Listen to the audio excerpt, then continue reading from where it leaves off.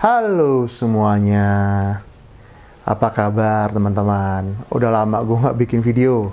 Ya, kali ini gue bikin video, gue nggak ngebahas parfum. Lebih tepatnya ke materi aja sih ya. Gue nggak review. Ya, ini sebenarnya gue mau bahas tentang parfum lokal. Ya, tentang parfum lokal. Jadi waktu itu sempat ya di Indonesian Fragrance Community di Facebook ada member yang nanya, sebenarnya parfum lokal itu refill-nya repackage nggak sih? Nah, ini gue mau sharing tentang pengalaman pribadi gue tentang parfum lokal yang beredar di pasaran saat ini, yang pernah gue terima dan yang pernah gue tahu. Bisa aja gue salah karena ini murni pengalaman pribadi. Oke, yang pertama, gue akan menjawab apakah parfum lokal itu adalah refill yang repackage. Gue akan menjawab parfum lokal itu sekarang terbagi atas 5 segmen yang gue tahu. Bisa aja gue salah. Yang pertama, segmen yang pertama, ini yang kualitas yang paling rendah. Yang nomor 5 lah ya kita ngomonginnya. Ini memang terdengar sangat ironis. Jawabannya adalah iya. Ada parfum lokal yang dari refill repackage. Pedagang refill di masa pandemi sekarang, mereka berevolusi, berkreativitas agar dagangannya laku. Mereka bikin brand sendiri, lalu dikemas dan dijual as a brand. Ya, gue harus pacungi jempol untuk kreativitasan mereka karena lagi pandemi ya. Jadi nggak ada salahnya kan. Tapi ya, pilihlah yang ada BPOM-nya. At least kalian aman dapat barangnya. Ciri-cirinya ya pastinya kalian tahu lah. Satu brand parfum memiliki varian banyak dupe. Itu bisa juga dia pesan dari pabrik, bisa juga ya itulah pedagang refill. Apalagi kalau nggak ada BPOM-nya, itu harus hati-hati. Jadi sebenarnya ke pedagang refill ini kan mereka juga pakai bibit fragrance kan. Bibit fragrance yang dimana bibit fragrance ini, bibit parfum ya, itu sebenarnya dari pabrikan dan ada BPOM-nya. Bahan-bahan yang digunakan pun sudah standar IFRA. Jadi sebenarnya bibit itu nggak ada masalah. Yang masalah ketika di refill adalah campurannya.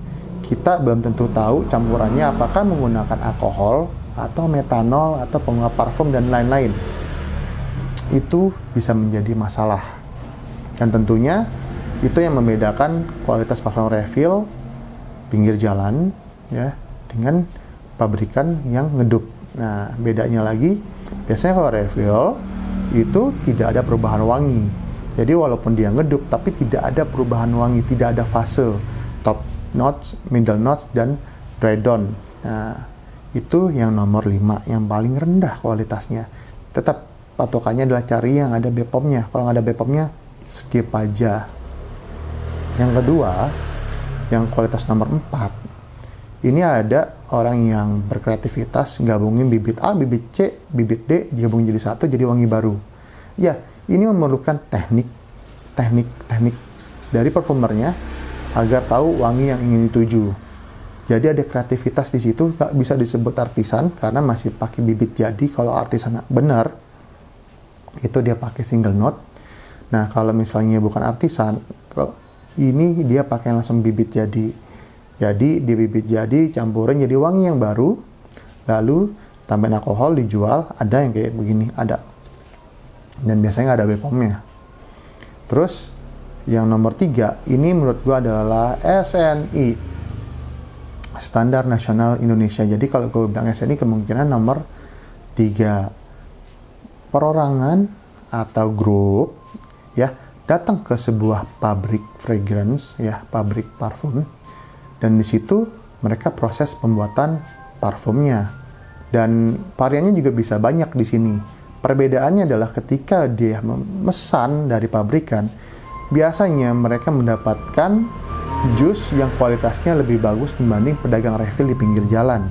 Ya, ada top note-nya, ada middle note-nya, ada dry down-nya. Itu yang membuat jadi perbedaan kualitas bibitnya. Jadi bibit fragrance itu punya kualitas dari A sampai Z. Dan untuk yang standar SNI biasanya kualitasnya lebih baik dibanding yang pedagang refill pinggir jalan. Biasanya loh, tergantung brand tersebut mau ngambil kualitas yang mana. Ya tentunya kualitas makin bagus, harga makin tinggi. Kualitas makin rendah, ya harga makin murah. Dan di nomor 3 ini, pabrik tersebut kadang nih ada yang memang pabrik tersebut hanya menyediakan bibitnya aja. Jadi dia cuma beli bibit dan packingnya di pabrik yang lain. Tapi ada juga pabrikan yang ngurusin semuanya. Dari botol, dari wangi, dari label. Jadi ya tinggal jual aja gitu loh. Jadi simbiosis mutualisme. Makanya banyak banget sekarang parfum lokal yang dusnya mirip, botolnya mirip, label-labelnya mirip, cuma beda branding aja. Ini kalau di dunia elektronik ini bisa disebut ODM, on demand market. Ya, jadi pabrik nyesuaiin maunya dari customer. Dan yang nomor 2, ya, nomor 2 ini sebenarnya nggak jauh beda kayak nomor 3. Yang dimana masih berhubungan sama factory, pabrik. Ya, tapi bedanya mereka yang datang ke pabrik ini, perorangan atau grup atau perusahaan, ini mereka berani investasi ke perfumer. Jadi mereka bayar perfumer, mereka menciptakan wangi baru sesuai dengan research-nya mereka. Tentunya mereka harus ada research, karena investasi untuk membayar perfumer itu mahal sekali. Pertama mahal, kedua itu takes time sekali, seriously. Untuk ngeluarin satu varian aja, bikin wangi baru itu takes time banget. Ya, takes time banget. Belum lagi setelah dibikinnya wangi baru, mereka harus proses register BPOM-nya dulu baru bisa rilis. Nah, ini kalau dilihat-lihat nih, ini mirip banget kayak si Jeremy Fragrance ketika membuat parfumnya. Dia konsultasi ke Alberto Morelos ya sebagai parfumer. Setelah selesai si Alberto membuat ya sang master parfumer, lalu baru diproses oleh pabrikan, jadilah si Office Man si Jeremy Fragrance. Dan itu standar internasional, memang rata-rata secara manufacturing seperti itu untuk brand yang serius. Dan ada brand lokal yang seperti itu, dan kemungkinan besar mereka akan go internasional karena memang standarisasi cara proses pembuatannya seperti itu. Ini yang nomor 2 ini udah bagus banget sebenarnya, udah standar banget, jadi oke banget secara standarisasi, jadi nggak bisa disebut. Jadi dari 4 tadi gue sebut, yang cuma nomor terakhir doang, yang nomor 5 yang bermasalah. Dan yang nomor 3 dan 2 ini udah pasti ada BPOM-nya. Karena manufacturing, mereka nggak bisa sembarangan. Kalau nomor 4 sama nomor 5 ini kemungkinan besar ada yang nggak pakai BPOM atau belum pakai BPOM. Yang terakhir, yang nomor 1 yang di lokal itu, di pasaran sekarang itu mulai menjamur artisan. Nah, jadi gini, artisan perfumer itu adalah perfumer yang idealis. Mereka nggak buat parfumnya, kalau kalian belum tahu nih artisan perfumer apa, mereka nggak buat parfumnya mulai dari nol. Jadi mereka campurin wangi esensial oil A, B, C, rose, misalnya oud, terus bergamot atau apa, yang jadikan wangi dipadu jadi satu, menjadikan wangi baru. Dan lebih ke arah, tanda kutip, idealisnya sang perfumer. Itu ada beberapa parfum lokal sekarang seperti itu, yang benar-benar artisan ya. Jadi bukan pakai nama label artisan, tapi isinya ngedup. No, itu bukan artisan. Fuck shit kayak begitu. Itu lu bukan artisan. Kalau lu ngomong artisan, bikin wangi sendiri. Kalau isinya kejadian cuma ngedup, sorry, itu bukan artisan. Artisan itu lebih ke arah seni. Jadi karena ini arah wanginya ke arah seni, tentunya wanginya sangat menyeni, jadi sangat subjektif. Sangat tidak disarankan untuk blend buy. Sebaiknya kalian tahu arah wangi dari perfumer yang mau kalian ikuti. Kalau cocok, baru boleh blend buy. Kalau enggak, jangan. Beli tes dekannya dulu atau vialnya dulu. Seriously, karena artisan itu bisa good banget, bisa bad banget. tergantung selera kalian cocok nggak sama performernya. Dan secara price range, dari yang 5 ini sudah ngurut sebenarnya.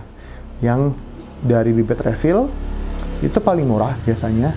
Yang ini cukup tinggi, yang ini standar. Ini lebih tinggi lagi dan ini lebih tinggi lagi. Artisan rata-rata di atas 800.000, 1 juta, 1,5 juta, bisa sampai 2 juta, bisa sampai 4 juta. Kalau yang pakai perfumer ya ada yang 3,5, ada yang 400, ada yang 500.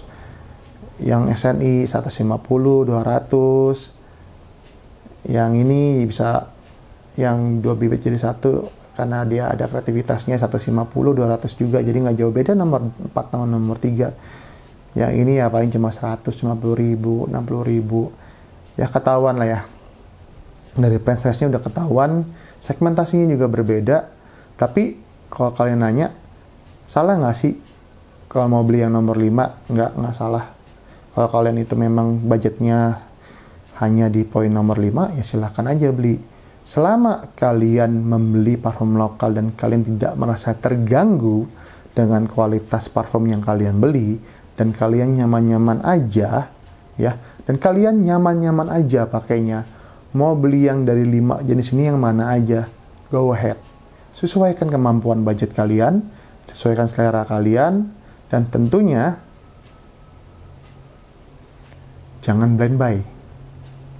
Pastikan sesuai dengan apa yang kalian cari. Oke? Sekian aja itu review dari gua. Nah, sharing knowledge saja sih. Ya mungkin setelah video ini ya banyak brand lokal yang bakal benci sama gua, tapi ya daripada pusing ya di grup gua jawabin satu-satu tentang masalah brand lokal ini, mending gua bikin video. Semoga menjawab pertanyaan kalian. Ya ini pure pengalaman pribadi, jadi gue bisa aja salah ya. Stay original, no KW-KW, bye-bye.